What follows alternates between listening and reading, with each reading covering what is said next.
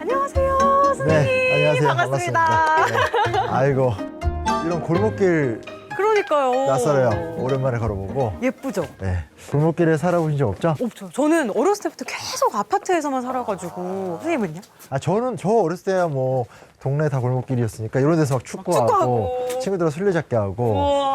그래서 오랜만에 오니까 되게 좀 좋기도 하고. 그때 감성이 막. 네, 근데 제가 살았던 골목길이 이렇게 예쁘진 않았는데. 아, 그래요? 여기는 골목길이 되게 예뻐서. 그래서 여기가 네. 이제 양림동이라고 좋네. 광주에서 아주 핫한 골목길 중에 하나거든요. 알고 있습니다. 양이도 유명하죠. 그러니까요. 맛있는 것도 많고 해서 친구들이랑 저는 자주 놀러 오거든요. 사진 찍으러도 많이 오고 그런 것 맞아요. 같은데. 약간 인별 그램에 올리기 딱 좋은 느낌이 그러니까요. 많아가지고. 아, 좋다. 아, 좋네요. 느낌 있고. 여긴가요? 네, 여긴 것 같아요. 헉, 너무 예쁘다. 예쁘죠? 여기서 이제 저희가 역사적인 첫 대화를 시작하게 됩니다. 그렇죠. 아, 이런 데 사니까 괜히 긴장도 풀릴 것 같고 맞아요. 기대가 됩니다. 저도 재밌을 것 같아요. 들어가시죠. 네, 가시죠.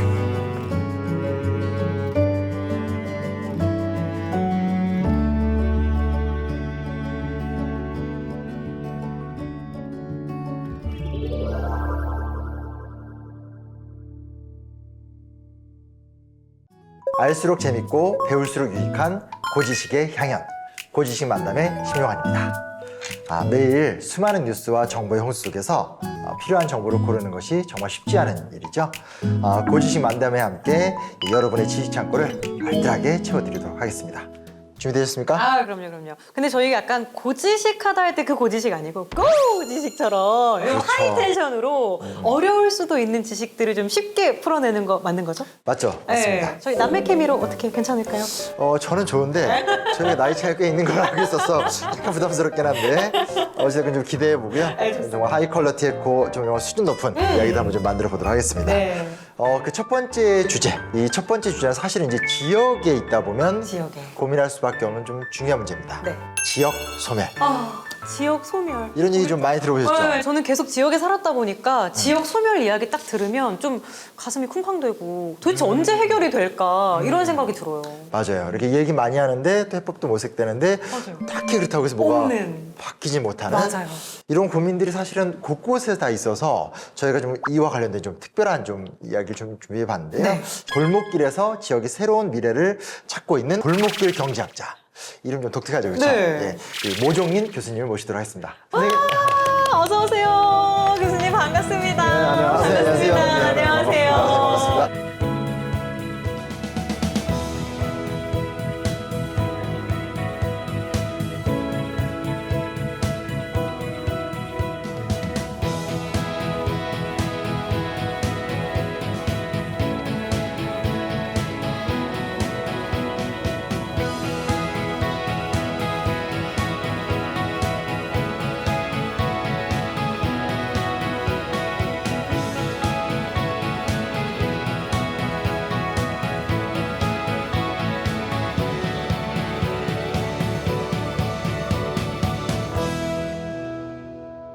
저희가 오기 전에 요 양림동 골목길 쭉 걸어보고 갔거든요. 선생님 혹시 걸어오셨나요? 골목길 좀 보셨나요? 예, 저도 이제 걸어왔어요. 여기 먼저 걸어왔는데, 양림동 하면 제가 첫 기억이 네. 아주 강렬해서, 오. 제가 여기 맨 처음에 왔을 때 이제 기독교 마을을 찾으려고 왔어요. 많은 분들이 양림동을 추천해서, 제가 광주에 한 번도 안 왔었는데, 그럼 양림동으로 가야 돼. 제가 찾아왔습니다. 그래서 어떻게 변했나 보고 왔습니다. 네.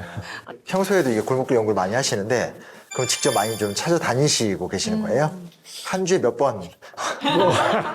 매주. 거의 뭐 버거배치가 돼버려갖고 일주일에 3번은 다니는 것 같아요. 아, 그래요? 제가 강양 가면 저는 항상 그 전후에 시간을 할애해서 그 동네를 꼭 한번 다녀봅니다. 그러니까 어떻게 보면 이게 저는 제가 있는 그 자리에 파악을 못하면 불안해요. 버릇이 되셨군요. 그러니까요. 루틴이 되셨네요. 강연을 가더라도 뭐 저를 초대한 이유가 되게 뭐 골목 상권 가능성 이런 거기 때문에 제가 뭘 좀 성의를 보아야 될 거 아니에요. 그래서 뭐 강연 내용에서는 제가 언급을 안 해도 그 후에도 이 동네가 뭐 이런 상황이고 네, 좀 뭘 어떻게 바꿨으면 좋겠다 이런 조언을 드려야 되기 때문에 저는 반드시 골목길을 한번 다녀봅니다. 광주 전남의 골목길 중에서는 어디가 좀 괜찮으셨어요? 광주는 원도심 전체가 골목 지역입니다. 그래서 전국에서 제일 저는 높이 평가하는 원도심이에요. 네, 저 광주 KBS여서 그러신 거 아니에요? 약간 의심이 되는데요. 그러다 보니까 뭐 골목 자원이 뭐 어마어마한 거죠. 어마어마한데 그런데 전국적으로 그러면 그 탑 랭크된 그런 골목 상권 중에서는 광주에 2개가 있어요. 네. 2개. 그래서 이제 다 아시는 동명동 하고 지금 우리가 여기 와 있는 양림동. 이 거의 뭐 골목 상권 206개 중에서 탑 10안에 제가 꼭 넣는 이제 높은 수준의 골목 상권이고요. 그리고 후보지는 또 많아요. 제가 이제 골목 상권을 분류를 할 때 정규지, 그러니까 이제 안정권에 들어갔다 했을 때는 여기는 그 정규 지역인 거죠. 근데 좀만 좀 노력하면 등재할 수 있는 후보지가 있는데 후보지는 뭐 광주의 뭐 산수동 산수동. 그리고 뭐 광주 분들도 많이 아시겠지만 저는 일곡동의 자연마을을 되게 좋아해요. 뭐 거기는 제가 처음 갔을 때 그냥 깜짝 놀라서 여기가 천국이 아닌가. 모르세요? 안 가보셨어요? 저는 광주에 거긴 못 있는데도 가봤는데. 못 가봤어요. 가봐야 되겠어요. 그러니까 오래된 신도시인데 거기에 유럽 마을처럼 아주 뭐 주택지도 그렇죠. 상가도 꼭 유럽 거리 같아요. 그래요? 그리고 거기에 이제 개성 있는 가게도 많고 그래서 일곡동 그리고 이제 뭐 발산마을 서구에 발산마을. 이런 데가 이제 후보지를 올려놓는데 네. 아직까지 그냥 컨텐츠가 풍부해야 되는데 양림동 그리고 동명동 수준에 까지는. 가려면 좀 더 노력해야 된다. 또 가게들이 들어가야 된다. 그래서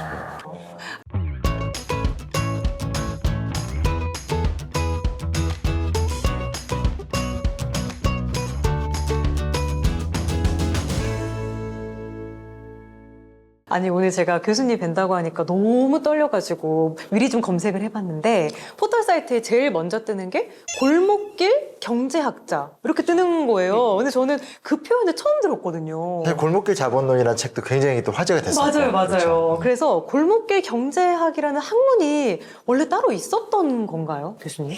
골목길 연구한 계기는 지역 발전인데 제가 2000년 대 초반 그때부터 이 골목길 현상이 이렇게 시작됐어요. 사실 굉장히 오래됐습니다. 이제 월드컵 준비하면서 정부에서 이제 몇 개 동네를 우리가 뭐 관광지로 만들겠다. 네. 이런 2003년 4년 되면 사람들이 뭐 삼청동이니 가로수길, 홍대, 이태원으로 모이기 시작합니다. 그렇죠. 네. 특히 이제 이 현상이 이제 지방까지 가면서 전주 한옥마을이라든가 뭐 경주 황리단. 황리단길 여기까지 가는데도 사람들이 연구를 안 하는 거예요. 그래서 현상은 교수님께서 있는데 아직 관심을 안 갖게 되는. 지역의 변화를 찾는다면서 실제 제 표현으로는 천지개벽하는데도 아무도 연구를 안 하는 거예요. 특히 이제 양림동도 그렇고 동명동도 그렇고 그럼 이거 이상하다. 제가 답답해서 그럼 제가 이제 경제학 시각에서 이걸 한번 설명해 보겠다 해서 쓴 책이 이제 골목길 자본론이라는 책입니다. 네.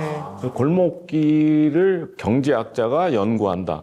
이게 좀 신선하게 느끼는 것 같습니다, 사람들이. 그렇죠. 그래서 언론에서 자꾸 저를 그렇게 부르기 시작한 거예요. 그래서 제가 지은 게 아니고, 근데 나쁜 것 같지 않아요.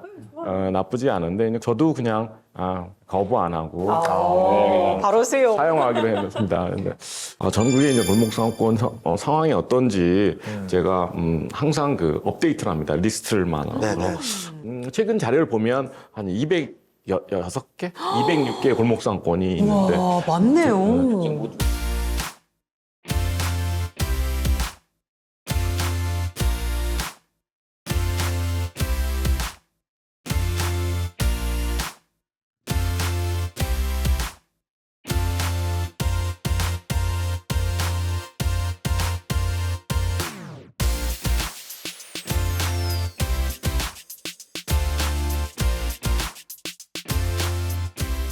그래서 뭐 어떻게 제가 이게 언제까지 이런 그 작업을 할지 모르나 우리 골목 상권이 저는 우리나라 그 전체 동네 30% 오.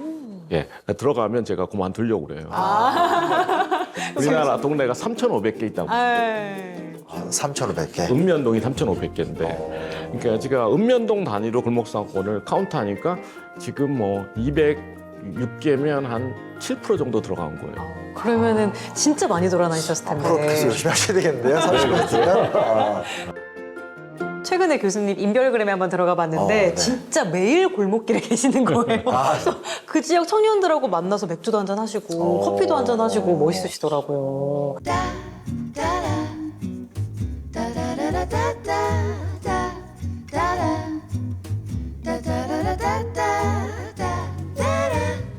그 미국 대도시의 주인과 삶이라는 책을 읽었는데 거기 보면 막 대도시가 어떻게 흥망성쇠되고 막 이런 충격적인 책인데 거기에도 골목길이라는 것이 갖고 있는 힘 이런 것들이 있더라고요. 제인 제이콥스라는 분이 그 뭐 잡지사에 글도 쓰고 뭐 이런 분들인데 자기 동네가 재개발될 상황에 처한 거예요. 지금 뭐 뉴욕에 가시면 그 뉴욕 대학교 근처인데 웨스트빌리지라는 동네입니다. 웨스트빌리지라는 동네를 그냥 한 번에 밀어버리는. 밀고 고속도로를 만들었어요.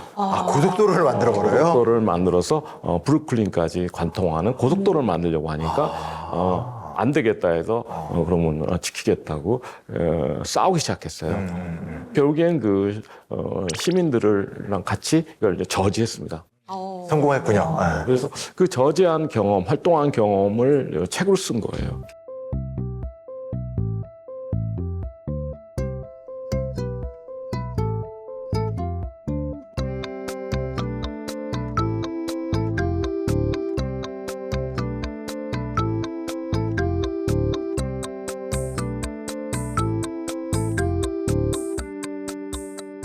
그런 인사이트를 시작해서 세 가지 조건을 얘기했는데 일단은 뭐 건물 고도가 낮아야 된다. 5층 정도가 휴먼 스케일이라고 생각했어요. 휴먼 스케일. 그보다 높으면 이게 중압감이 있어서 이게 쾌적하지 않다. 이런 건 처음 들어요, 진짜. 그리고 두 번째 조건이 그 뭐 스몰 블록이라고 하는데 뭐 양림동도 그렇지만 이렇게 그 단지가 이렇게 한 길이 막 1km까지 길면 사람들이 이렇게 걷고 싶어 하지 않아요. 그러니까 짧게 끊어줘야 돼요. 그래야지 옆으로도 가고 오른쪽을 왼쪽 가면서 이렇게 미로 같은 내가 이렇게 돌아볼 수 있는 그런요. 그래서 그게 그러니까 장면이 금방금방 바뀐다는 뜻이에요. 장면이 그렇게 스몰 블록이 있어야 된다 그러고 세 번째가 중요한데 그 동네 건물의 나이가 연령대가 좀 다양해야 된다고 했어요. 연령대. 건물의 연령대가요? 100년 된 건물도 있고 뭐 신축한 건물도 있고 이게 섞여야지 된다고 그랬어요. 그러면 동네 분위기를 문화를 만들 수 있는 그게 건축 환경이라고 이야기했는데 그 기준을 적용해서 우리가 그러면 우리나라 어느 동네 그 기준을 만족하냐 했을 때는 골목 지역인 거예요. 아파트 단지는 뭐 1번, 2번, 3번 다 탈락. 사실 우리가 뭐 해외여행 같은 데 간다고 해도 고층 빌딩 갈 일은 오히려 전망대 말고는 없잖아요. 전망대만 보고 오죠. 네, 보고 내려고 그 막상 돌아다니는 거는 예쁜 상점들이 모여있는 골목길, 그렇죠. 예쁜 카페들 이렇게 돌아다니는데 그렇죠. 그러니까 네. 외국 도시는 그 시내 그 오래된 동네를 그냥 철거하고 대단지 아파트를 만드는 경우는 거의 그러니까. 우리나라가 진짜 특히 그러니까 그래서 콘도 킬 컬처라고 그래요. 그러면 아파트 단지는 문화를 죽인다. 이 슬로건으로 반대를 합니다. 골목 지역만이 문화를 만들 수 있다.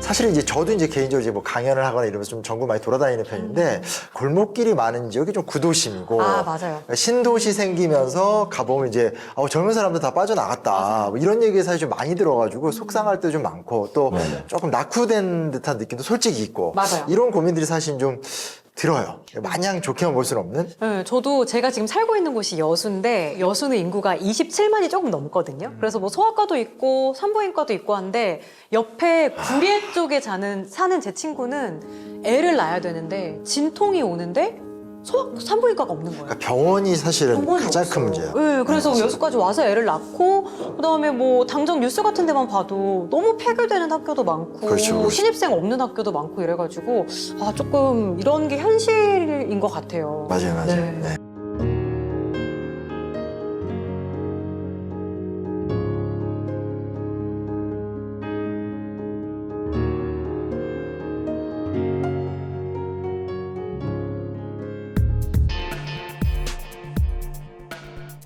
또 마을에서 없어지는 기분이고 젊은 사람도 안 들어오고 하니까 안 좋지.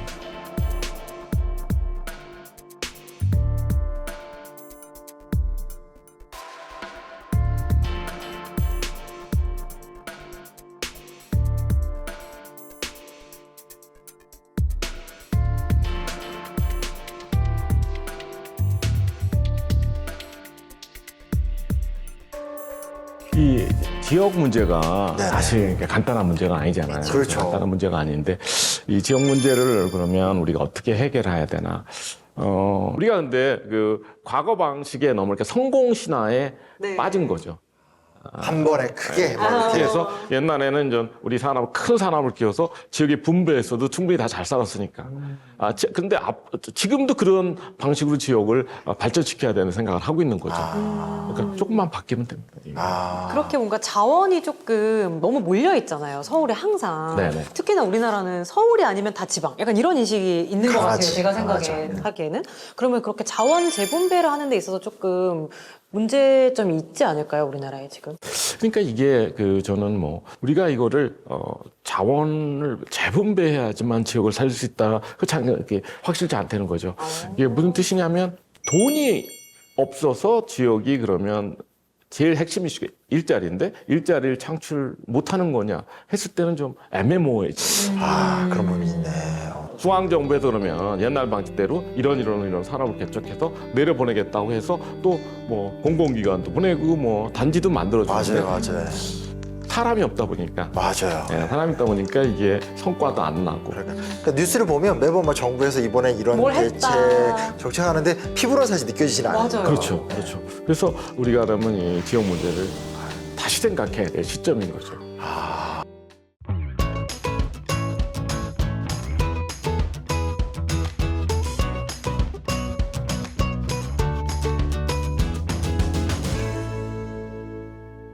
그러면 교수님, 어쨌든 계속해서 우리가 뭐 지역 소멸에 대해서 이야기도 하고 뭔가 자원 재분배 이야기도 한 것 같은데 이렇다 할 진짜 무릎을 탁 칠 수 있는 그런 해결책은 혹시 없을까요? 그러니까 스스로 미래를 만들어 가야 되는 거죠. 그러면 중앙 지역 구도로 가면 그러면 모든 지역이 마찬가지인 겁니다. 스스로 자기의 힘으로 문제를 해결할 수 있는 능력. 그런 관점에서 보면 그럼 우리가 지역의 문제 해결 능력을 강화해야 된다. 그게 지역 발전의 핵심이라고 생각합니다. 자, 그러면 우리가 문제를 해결하려면 가장 중요한 역량이 사실은 문화 창출 능력입니다. 우리 콘텐츠를 가지고 1차적으로는 새로운 브랜드, 기업을 많이 우리가 만들어내야 된다. 했을 때 외부 자원에 의존하지 않고 우리 문화를 활용해서 독자적인 산업을 개척해야 한다. 그러면 미래가 보인다는 겁니다. 야, 독자적인 산업. 선생님께서 많은 말씀해 주셨지만 지금도 조금 염려가 되는 거는 그래도 어찌됐건 좀 수도권이 좀 돈이 많으니까 그렇죠. 뭔가 이렇게 좀 팍팍 투자해서 확실하게 좀 좋게 만들 수 있는데 수도권이 아닌 지역은 그만큼 좀 재정적으로 열악해서 이 위기를 좀 기회로 바꿀 수 있는 조금 더 구체적인 방법은 없을까 좀 이런 의심이 좀 들긴 하거든요. 근데 우리가 전체적인 상황을 보면 네. 오히려 비수도권 유리하다는 거. 유리하다 반대로. 네. 유리하다 반대로. 제가 이제 골목상권을 네. 추적하잖아요. 숫자를 보더라도 인구 10만 명당 골목상권 숫자를 보면 1등이 얻을 것 같아요. 골목 상권의 숫자로 1등이요? 광역단체 기준으로 하면 어디에 제일 많을 것 같아요? 벌써 부산? 부산? 서울? 서울? 그렇지 않고 제주도. 제주도. 그러니까 제주도. 2등은 강원도. 강원도요? 강원도예요. 그리고 3등이 서울인데 그런 게 놀랄 일이 아니죠. 왜냐하면 요새 뭐 한 달 살기 그쵸. 재택근무하면 가고 싶은 데가 거기니까 맞아요. 제주도 아니면 그렇죠, 강원도잖아요. 맞아요. 애들 방학 때 되면 꼭 가고. 그러니까 무슨 뜻이냐면 문화 자원이 풍부하고 자연이 아름다운 데가 유리한 거예요.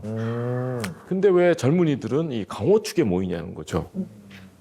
그러면 라이프 스타일이 바뀌어서 그런 거예요. 라이프 스타일이요? 힙하다고 느끼잖아, 아마. 젊은 세대 아니에요? 젊은 힙한 곳에 있으면 무조건 가요, 저희는. 그렇죠. 그래서 한편으로는 우리가 뭐 아파트 단지를 좋아하지만 거긴 주거지를 좋아하는 거고. 그렇죠. 그렇죠. 우리가 뭐 쇼핑이나 뭐 놀러 가는 거 다 골목길로 가고 또 살고 싶은 데도 다 자연이 아름답고 쾌적한 데를 좋아하잖아요. 그래서 라이프 스타일이 바뀐 거죠. 그래서 라이프 스타일에서 지역이 드디어 기회를 찾은 겁니다. 어떻게 변화했는데? 전 6가지 정도 있다고. 6가지. 6가지. 네. 아주 많이 줄여서. 줄여서. 많이 줄여서 6가지가 있는데.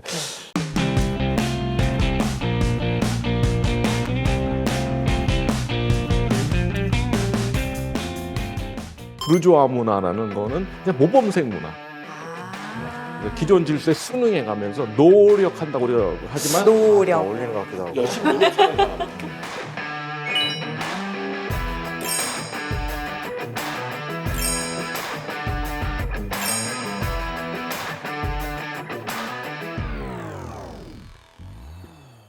예술가 스타일, 예술가. 자유로운 영화.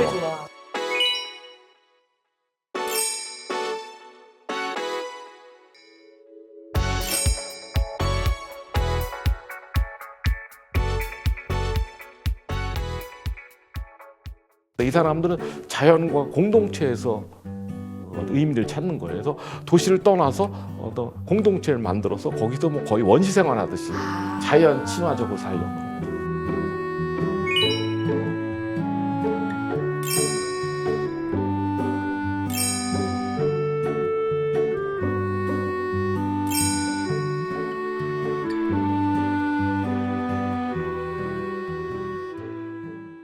보버라는 거는 보헤미안 부르주아. 부르주아인데 보헤미안 라이프 스타일을 추구하는 거예요. 돈은 있지만 예술을 더 예를 좋아하는. 들어서 뭐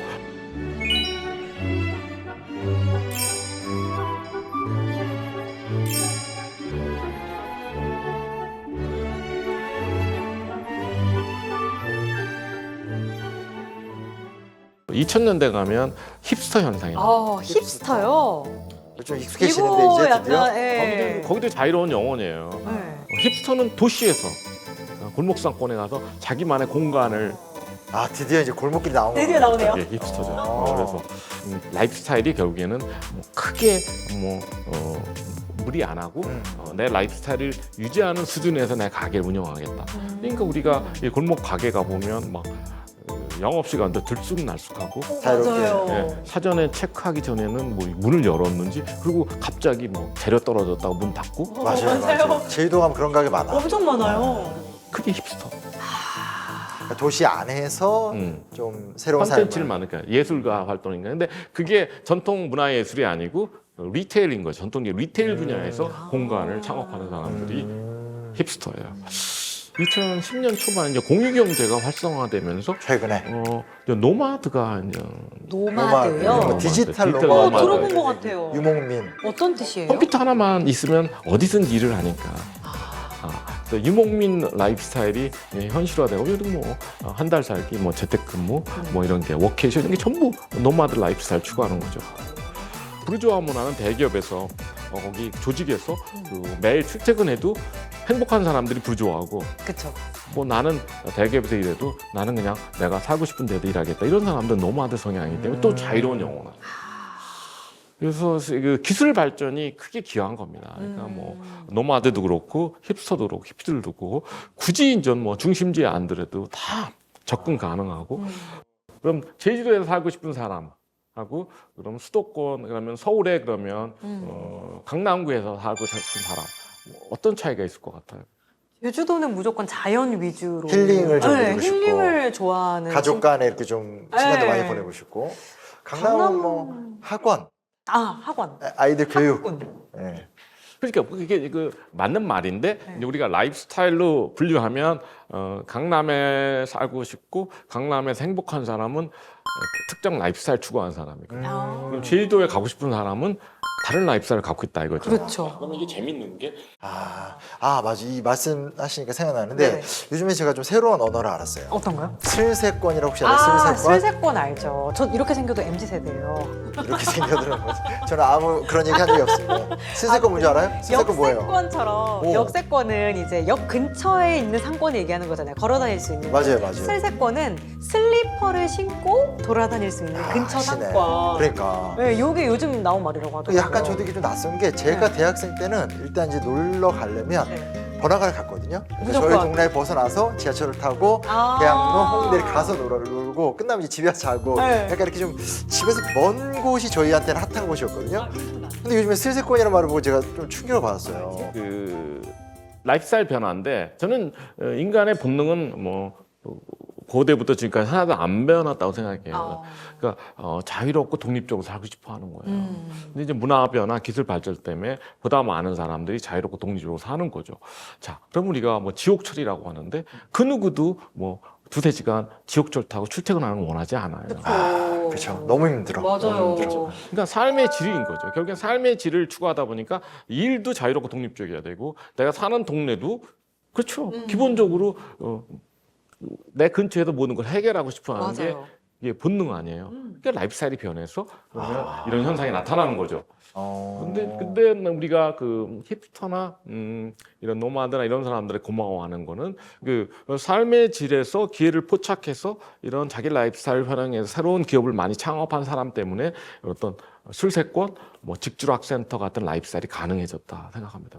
직주락센터가 뭐예요? MZ인데 몰라요? 그것도? 처음 들어요. 난 모를 수 있지만. 요즘 나온가요? 이게 사실 도시학에서는 많이 쓰는 단어인데 그 work, live, play라고 하는데 직주 근접은 들어봤는데. 직주 근접은 들어봤는데. 그런 말이에요? 직주 근접에서 락이 붙은 거예요. 즐길 거리까지 같이. 근데 뭐냐 직주 근접 현상이 그 아까 말 지옥철은 싫다. 나는 직주 근접 지역에 살겠다는 거 아니에요. 그렇죠. 근데 지금은 직장하고 집만 그 가까워서는 만족 못하는 거예요. 우리 상업시설까지 있어야 되는 거지. 그게 안 벗어나지. 내 근처에 놀거리가 있어야 된다는 거구나. 이 말 듣고 갑자기 생각이 난 게 제 친구가 경주에 살고 있는 친구가 있는데 최근에 직장이 그 가장 핫한 황리단길 근처로 잡혔대요. 근데 그쪽으로 아예 이사를 가버렸다는 거예요. 그래서 왜 굳이 거기까지 갔어 그러니까. 했더니 거기에 놀 게 많아서 거기에 맛집이 많아서 그러니까 이게 약간 세대가 올라갔대요. 다른 게 우린 옛날에 놀고 오거든. 저희는 그냥 거기로 그러니까. 가버려요. 그게 좀 지금 왜냐면- 라이프 스타일의 변화 같은 네. 거죠.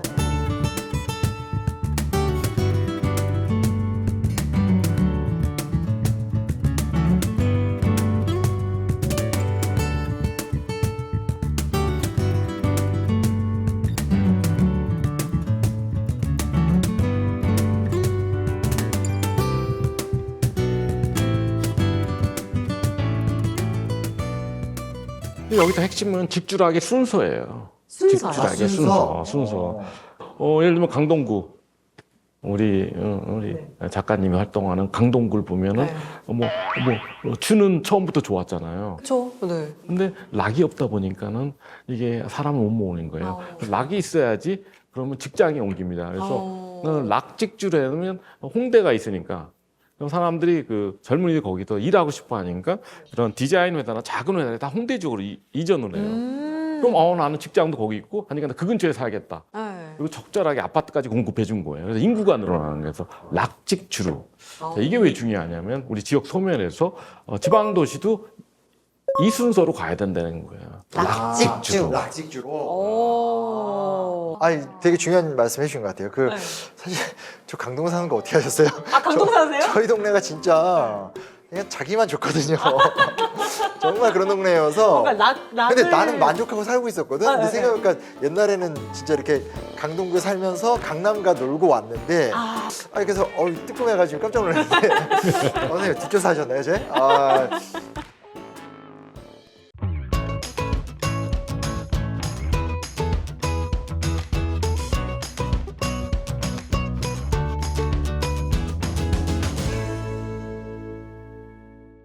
지금 서울에 지난 20년 동안에 가장 큰 변화가 마용성의 부상입니다. 마용성, 마용성. 마포용성, 그리고 성동구가. 성동구. 아, 성동구가 엄청 힙했어요. 요즘 힙하다고 하더라고요. 그러면 지금은 90년대까지는 서울은 강남 3구 체제였어요. 실질적으로 강남구. 그쵸. 그럼 마용성이 그러면 왜 강동구나 동작구나 예를 들면 광진구보다 먼저 올라섰냐면 네. 거기는 노잼. 노잼. 거긴 노잼. 거주 지역이거든, 거기. 그냥 아파트만 그리고 있네. 마용성은 꿀잼. 마포는 홍대가 있고 할 게 많으니까. 용산은 이태원이 있고 성동은 성수동이 있으니까. 그래서 이제 골목 상권이 중요한 겁니다. 그래서 제가 이걸 강조하는 거냐면 서울을 보면 지금 그건 서울이니까 그렇다고 얘기하지만 1990년대까지만 해도 강북은 희망이 없다고 다 생각했어요. 그렇죠. 근데 강북이 지금 뜬 걸 보고 그러면 지방도 똑같이 가야 된다는 거죠. 지역에서는 그럼 선생님 말씀하신 대로 대표적인 사례 혹은 주목하고 계신 거 이런 게 좀 있나요? 지금 제가 보람도 있어요. 제가 맞는 것 같아서. 영향을 또 미쳤다. 이끌어 가시는 거 아닐까요? 전주가 대표적인. 전주. 한옥마을로 시작했지만 지금은 전주 전체가 원도심 전체가 좀 골목상권 좀 아시면 갱리단길 이런 걸 아셔야 되는데 갱리단길. 길에서 전주 원도심은 3개 동이 있어요. 네. 그래서 우리가 한옥마을이 있는 풍남동 그리고 갱리단길이 있는 중앙동 그리고 전주시청 바로 아래 네. 지금 새롭게 열리는 동문길이 있는 노송동이 있어요. 그러니까 원도심이 전체 그리고 그 건너편에 서서학동에 가면 거기도 또 뚫렸어요. 그러면 꽉 찬 거죠. 강릉 원도심도 이제 골목상권을 꽉 차고 있어요. 강릉.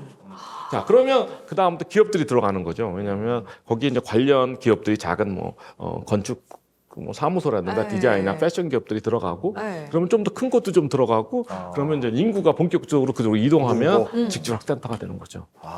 그래서 자꾸 어른들은 기성세대는 자꾸 외곽에다 산업단지 만들어 첨단 산업단지를 만들어서 아무도 정보를 거기는 가져오고. 안 가려고 하니까 저는 그래서 상권으로 시작해야 된다는 게 제 주장입니다. 그래서 시각이 저는 이게 아무래도 이렇게 상권이다 보니까 네.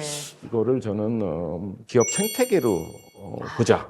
기업 생태계. 그래서 우리가 보통 기업 생태계 하면 산업단지만 생각하는데 오히려 골목길에서 오히려 기회가 있지 않은가. 왜냐하면 여기에 그 개성 있고 창의적인 가게들이 많고 또 이렇게 브랜드로 바뀌니까. 그렇죠. 그래서 그럼 우리가 지역 일자리 얘기를 많이 하는데 그럼 우리가 시작은 골목길에서 탄생한 로컬 브랜드로 시작하는 게 맞지 않느냐. 그래서 그 중에서 일부는 중소기업 되고 중견기업 되고 맞아요. 제가 희망하는 거는 좀 그중에 대기업이 나오는 거를 기대하는 거죠. 그래서 좀 재밌는 게 제가 이제 빵을 좋아합니다. 아, 그래요? 빵 좋아해요. 빵 때문에 살이 쪄가지고 고민인데 그래서 예를 들면 저기 어디 목포에 목포. 제과 저는 엄청 목포 가면 꼭 가고 유명하죠. 근데 그 지역마다 좀 유명한 빵집들이 있잖아요. 맞아요. 그래서 빵지순례도 요즘 있거든요. 맞아요. 그 중에 하나 좀 흥미로웠던 게 이제 대전에 유명한 빵집이 있는데 거기가 거기는 이제 주소로 하면 이제 대종로 번길이래요. 네네. 근데 이제 저도 경험이 있었는데 대종로 번길 가주세요. 아무도 이러면 모르죠. 전혀 몰라요. 근데 이제 그 땡땡땡 빵집 거리 바로 하면. 또 가주게 되고 이런 것도 좀 신기한 현상 같다는 좀 생각이 들어서 너무 유명한 사례고 사실 그 빵집이 없었으면 우리나라 골목상권이 여기까지 왔을까 하는 정도로 역사적으로 중요한 사례입니다. 왜냐하면 거의 대전을 그 빵집 가려고 간다는 사람이 많으니까. 아니 여기에도 그거 생겼잖아요. 거기 줄이 쫙 서서 살 수가 없어. 그리고 대전 그 자부심의 90%가 거기. 진짜요? 아니 대전하면 엑스파 아니야? 그거는 너무 옛날 너무 거예요. 옛날 되게. 건가? 카이스트. 요즘에는요, 제 또래 친구들을 보면은 대전이 뭐가 좋아? 그럼 그 빵집을 딱 얘기를 해요. 자부심이 돼버렸어요. 그 어느 지역을 우리가 살리겠다 했을 때는 그 골목상권의 경우는 이제 4가지 업종이 들어가야 돼요. 4가지 업종. 빵집이 중요하고요. 그래요? 그리고 커피 전문점. 커피 전문점. 그것도 이제 독립 커피, 동네 커피 전문점. 프랜차이즈 말고. 그리고 독립 서점이 굉장히 중요합니다. 독립 서점이요? 서점이 굉장히 중요합니다. 왜냐하면 문화지구니까. 그게 아직 우리가 약한 거야. 왜냐면 지금 지난주까지 제가 오스트리아에 있었다 그랬잖아요. 네네네. 가보니까 가장 유명한 관광지 중앙에 서점이 2개씩 꼭 있어요. 그리고 책만 파는 게 아니라 그렇게 노트, 공책, 굿즈를 연필, 파는군요. 굿즈가 완전히 유니크하고 예뻐요? 너무 아름다워서 깜짝 놀랐어요, 진짜.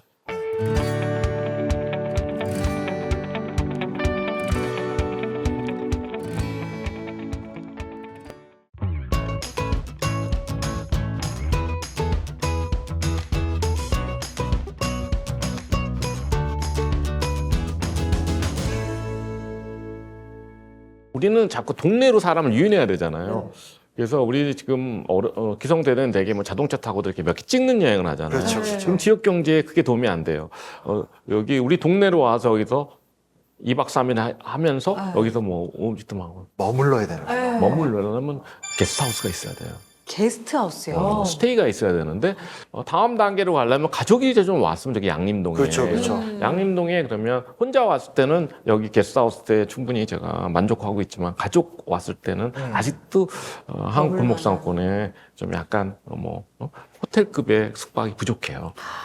그러니까 어쨌든 숙박이 중요해요. 그럼 4개가 있으면 동네가 뭔가가 관광객을 유치할 수 있는 거지. 돈이 되는 관광객을 유치할 수 있는 거지. 그 인프라가 딱 만들어지는 거네요. 그러니까요. 기억나요? 네 가지. 네 가지. 카페, 독립서점, 그다음에 게스트하우스, 빵집이 빵집. 빵집 1번이에요. 아, 빵집 1번이에요? 빵 좋아한다. 이게 순서가 있는 건 아니죠? 교수님? 순서는 없는데 제 개인적 취향. 근데 교수님 제가 궁금한 게 대전에 그 빵집도 그렇고 지역에서 조금 유명해졌다 싶은 데는 대기업들이 와서 이렇게 좀 우리가 너네 사도 돼? 뭐 이런 얘기 할 것 같거든요. 그럼 좀 무너지지 않나요? 골목길이? 근데 실질적으로 지금 현장을 보면 오히려 대기업을 밀어내는 상황이라고 봅니다. 그래요? 근데 다는 아니죠. 네. 그러면 대기업과 온라인이 대체할 수 없는 콘텐츠를 가진 가게와 상권은 오히려 대기업을 이기는 거죠. 그러면 내가 골목에서 사업을 하려면 이 질문을 해야 되는 거죠. 네. 대기업이 못하는, 온라인이 못하는 컨텐츠가 뭐지? 그리고 내가 그 컨텐츠를 만들 수 있나? 결국엔 로컬로 가야 되는 거죠. 네. 로컬. 왜냐하면 대기업은 사업 모델 자체가 전국의 모든 지역에 팔 컨텐츠를 만드는 거 아니까. 그쵸. 지역마다 컨텐츠를 바꿀 수가 없잖아요. 그러네요. 불가능하니까. 그러네요. 그럼 온라인은 우리가 오감 중에서 뭐 시각 정도, 청각 정도지 나머지 뭐 촉각, 뭐 미각 그런 요소는 만족을 못하는 기본적으로. 그러니까 우리가 온라인에도 전혀 안 되는 어떤 공간이라든가 어떤 역사라든가 그리고 이런 촉감, 뭐 인테리어 이런 거로 지금 승부를 거니까 이 컨텐츠를 찾은 사람들은 오히려 계속 지금 대기업하고 온라인 경쟁에서 계속 성장하는 거고. 이런 그 기본적으로 로컬 크리에이터 기술을 못 가진 분들은 어려운 거죠. 그래서 현재 추세는 제가 보기에 어떻게 보면 대기업도 이제 로컬이 뜨니까 로컬에 많이 진출하고 싶어 해요. 대기업이요. 오히려. 그렇지만 자기들도 아는 거죠. 로컬 콘텐츠는 못 만드는 거죠. 근데 저도 선생님 말씀 제가 공감되는 게, 그러니까 제가 이렇게 똑같은 얘기인데 지난주에 계속 오스트리아에 있다 보니까 지역에서 옮겨 다녔거든요. 근데 옮겨 다닐 때마다 차마 기억하지 못할 정도로 지역 맥주, 지역 와인, 지역 서점, 그리고 지역 먹거리가 계속 이어지더라고요. 너무 즐거우셨겠다. 그걸 뭐 아는 사람도 옆에서 얘기해 주는데 하나도 안 들어요. 왜냐면 다른 동네 가면 그 동네 것도 먹어야 되니까. 그래서 이렇게 계속 쌓이다 보면 우리도 그렇게 될 수 있겠구나를 그때 이게 즐기다 왔는데 선생님 말씀 딱 들으니까 딱 매칭이 되네. 그러게요. 그럼 저는 광주에다 빵집 하나를 좀 내는 걸로. 그럼 저는 독립서점을 하나 내는 걸로.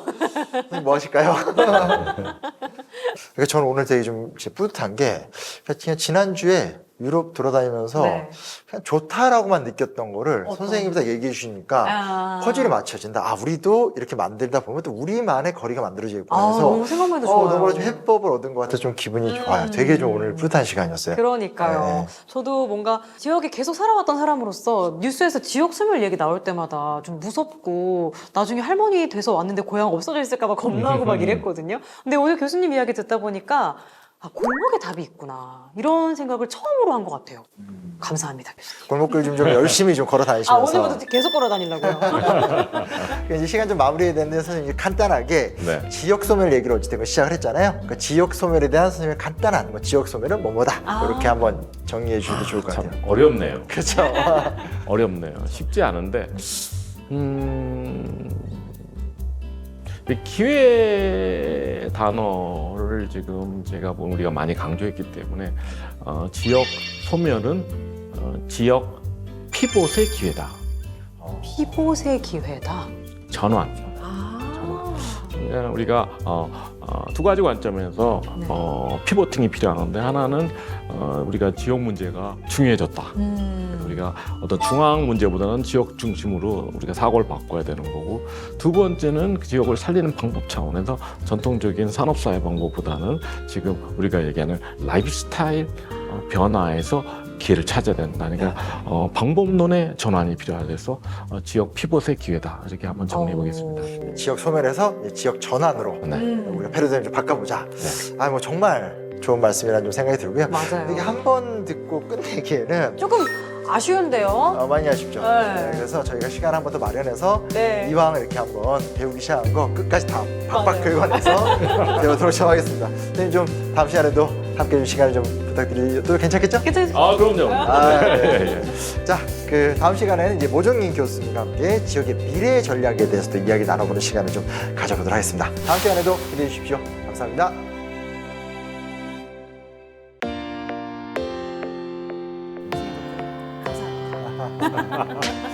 사람과 돈이 모이는 지역의 비밀이 뭘까? 왜 광주 전남도로 이렇게 포틀랜드처럼 되지 말라고 아, 그렇죠.